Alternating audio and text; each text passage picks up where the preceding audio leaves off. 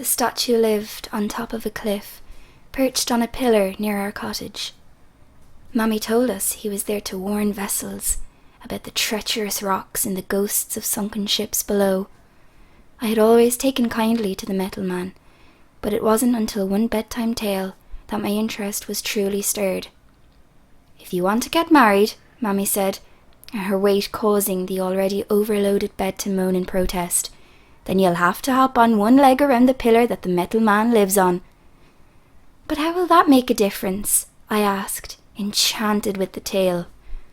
"Well," said Mammy, and took a sip of her tea, "there is magic with the statue, and he'll see to it that you're married within the year. Only if you're well behaved, of course, and do what your mammy tells you." "What about the 2 empty pillars on either side of the metal man? What happens if you hop around them?" Mammy lowered her voice and fixed her face into a mask of gargoyle ugliness. "The empty pillars are for forsaken children, the ones that cause so much vexation to the world that the Lord turns them into a statue."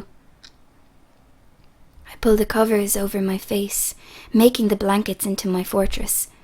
Mammy had captivated and enthralled me in terror at the same time. From then on, I was a regular visitor to the metal man, for I desperately wanted to be married. I felt that marriage would grant me the happiness that I so desired. My mother had no reservations in telling me that I was blessed, with neither beauty nor brains. She herself was a plain woman, and wherever my sisters acquired their splendour from, it was most certainly not from her.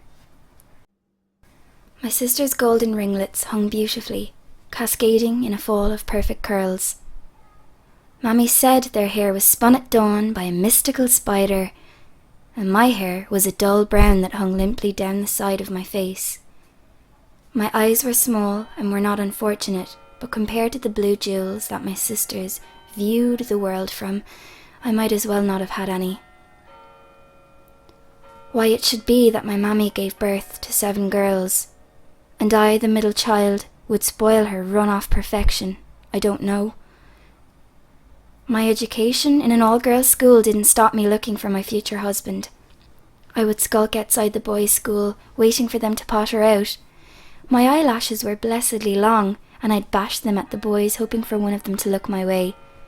But these attempts proved futile, for the boys would see the Golden Army waiting to walk home with me, and I would be invisible next to them. And so it was to be for the years that followed. I was the unsavoury sister that was to be avoided at all costs, if it meant crossing the road to avoid a banter with me. My childhood passed unremarkably. I had a few friends in the classroom, and I was often the object of practical jokes and cruel jibes. Our cottage was small. We lived crammed together in its 3 shabby rooms. Even with constant company, I was often lonely. None wanted to hear about my ailments, all except one, the metal man. His enormous girth towered over me. His clothes never changed whatever the weather. His predictability gave me the comfort that I desired in those times of bleak solitude. Many a day I spent sitting on top of the cliff where he lived, his fingers reaching out to warn the oncoming vessels, the view of the open sea and its endless possibilities, breathtakingly gorgeous from his place above the world. My younger sister Martha was perhaps the most beautiful of us all, and without a doubt, the foulest. Her angelic face was a trap to conceal her devilish disposition. Indeed, all my siblings made fun of me and my yearning for matrimony, but Martha took her cruelty to a new level. In the summer months, we would cool ourselves off at a private beach that was known only to a few of the locals. We did not have any swimming costumes to conceal our nakedness. Our clothes were sparse, so it made sense that we should enter the ocean in the same outfit that we entered the world. The beach was accessible by venturing down a rocky and twisted path. The path was so overgrown with vegetation that few visited the beach other than ourselves, so we did not fear the eyes of men. As I was the strongest and most graceful swimmer, it was the only time that I could cherish being the ugly duckling amongst the tide of swans. But all good things must come to an end, and it did with my blossoming from girlhood into adulthood. My sisters escaped the acne that plagued me. My body was covered with red welts, and I no longer felt comfortable bearing my deformities to their eyes. With the appearance of my hideous spots, I swam alone. The only way to do this was by entering the ocean before the others had a chance to wipe the sleep from their eyes. When I woke that morning, it was just after 6 a.m. The cottage was quiet, and it always was on a Sunday. Mammy was taking it easy and wouldn't rise until 8. Daddy visited the pub the night before and fell in the door before the sun greeted us. His drunken snores were a common occurrence that vibrated the walls of our cottage. I greeted the morning with a smile as I emerged into the already warm day. The walk was pleasant. I allowed dreams of tranquility and happiness to enter my head as I hummed a gentle ballad. If I had been silent on the walk, then surely I would have heard the other footsteps pattering softly behind me, but all that could be heard was the crow song that was my voice. As it was still early, the sun had yet to roast the water into the tepid lagoon that I was used to, but that did not interfere with the joy that my early morning swim gave me.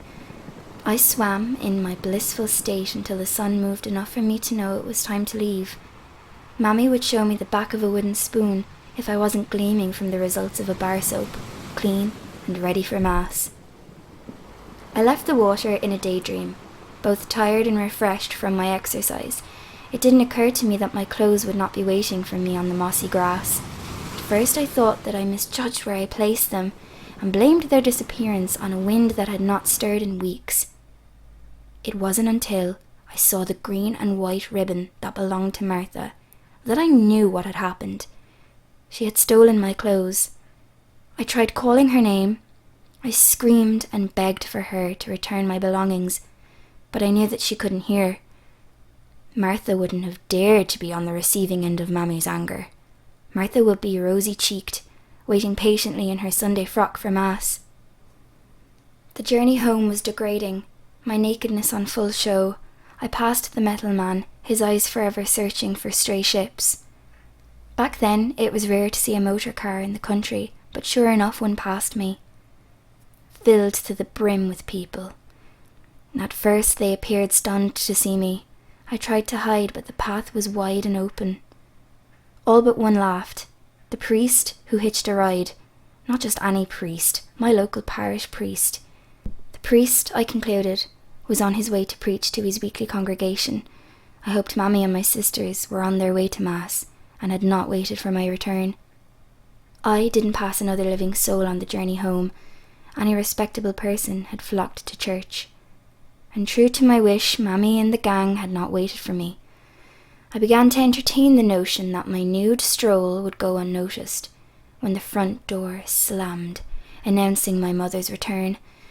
I paid it little heed, but when she stormed into my shared bedroom and slapped me square across the face, I knew I had been caught. Not only had the priest told my mother about my escapades, but he announced it during the Mass, proclaiming me a vixen and a sinner.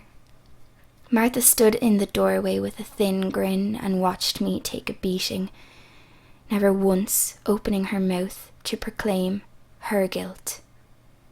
Each year, a new trauma unfolded that was somehow related to Martha, but the worst trick she ever played on me was when I was 21. Over the years, my 3 elder sisters left the home one by one to marry. I watched their weddings with my hands wringing behind my back, a smile painted on my face. I longed to be the one walking up the aisle and to have Mammy sniffling into her good laced handkerchief. I wanted Daddy to shake my groom's hand in congratulations, and I began to lose hope of it ever happening, until I met Owen. In looks, he wasn't much to gawk at, but he was a grand height and had a wide body. These attributes made up for his mediocre face. And the deciding factor for me, he was a man and he didn't run away when I approached.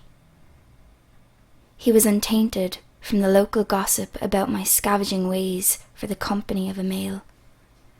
We went steady for a fortnight. and during those magical weeks I conjured images of myself and Owen skipping up the aisle.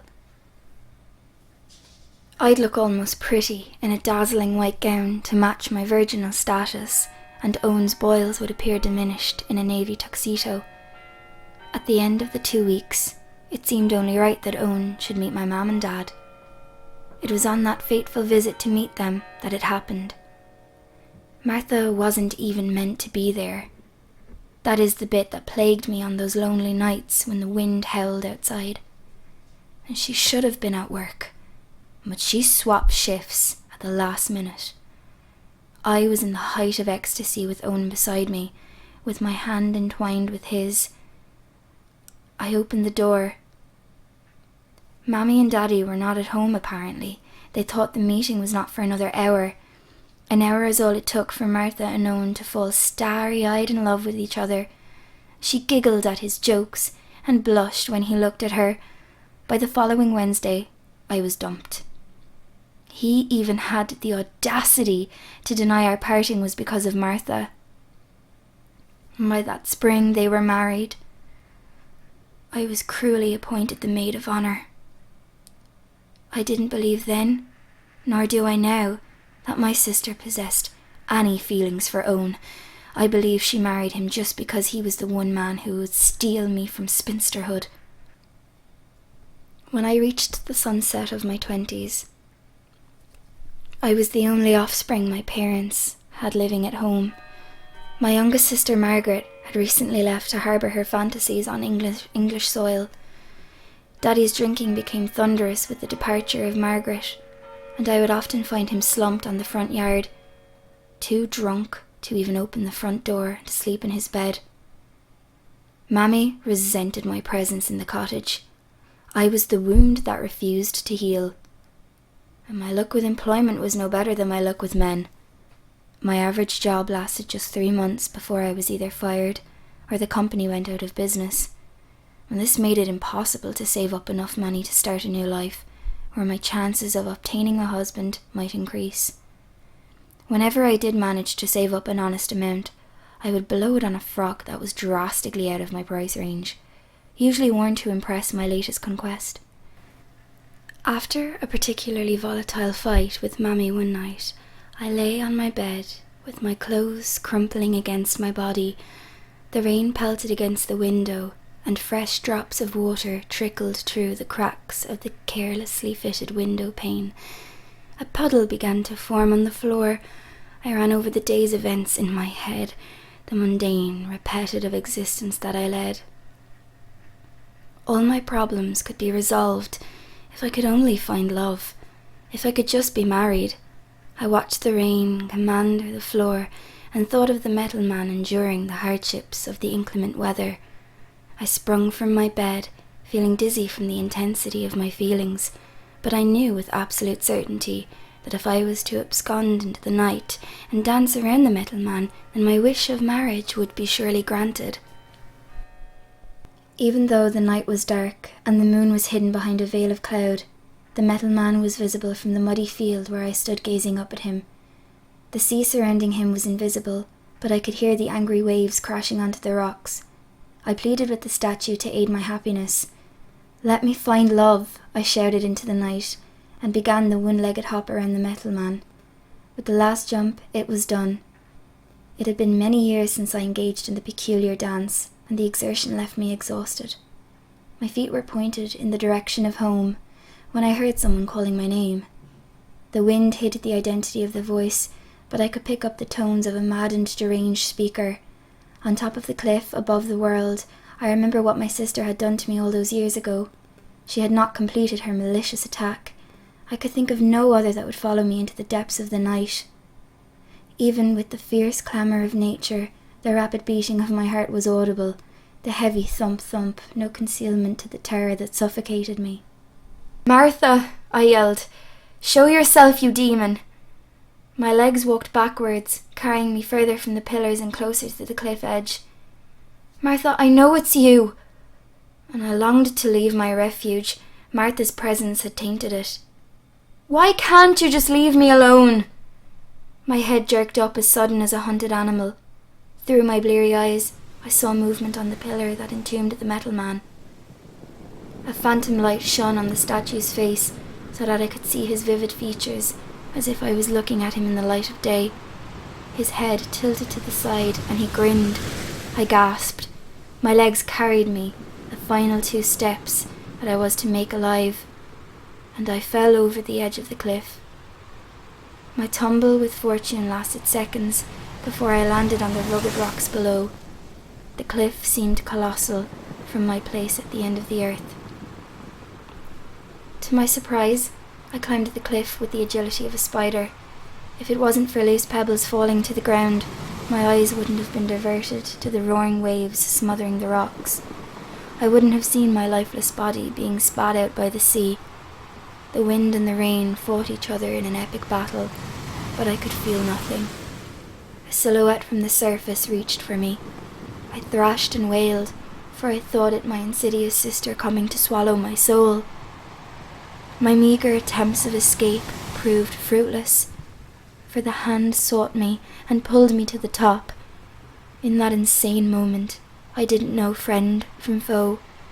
I closed my eyes, and when I opened them, it was the amorous face of the metal man that greeted me. My hand was entangled with his, my own metal hand. Finally, the love that I searched for was found. We walked to the pillars, and I took my place on the empty one beside him, together to stand for eternity.